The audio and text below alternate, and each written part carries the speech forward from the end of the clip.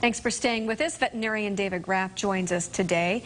And you brought Zeb with you. Zeb's from Cedar Rapids Animal Care and Control. He's a 1-year-old neutered male, and he's a pretty nice kitty. Just hanging out. He needs a home. Look at him, look right at the camera. And they are having a special right now at the Cedar Rapids Animal Care and Control.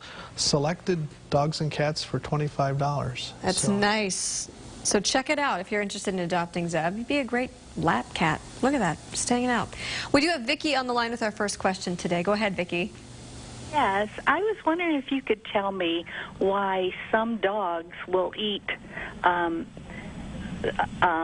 bowel movement from other dogs. Yeah, well, that's called coprophagy, and it's abnormal according to you and me.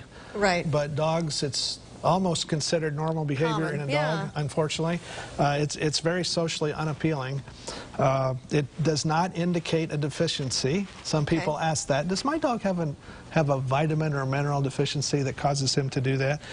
Dogs do it because, and this is disgusting, but it's true, dogs do it because to them it tastes good.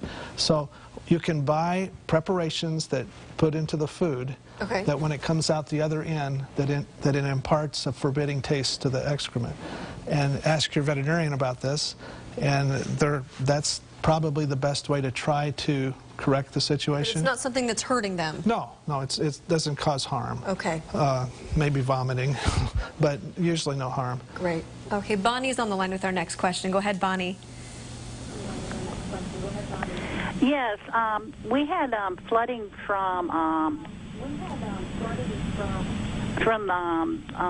during that rain that came across Wilson, and there was clay that came with it, and the neighborhood is having trouble with it all over. What we're wondering is if our animals get that on their paws and they start licking it, can it harm them in any way? Well, there is a higher lead content in clay, so ingestion of a great deal of clay could cause a potential for lead toxicity.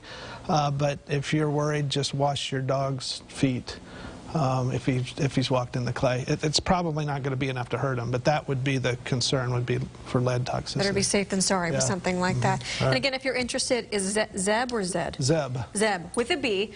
Give the Cedar Rapids Animal Care and Control a phone call. Don't forget about that $25 special as well. Dr. Graff, thank you so much. Happy to be here.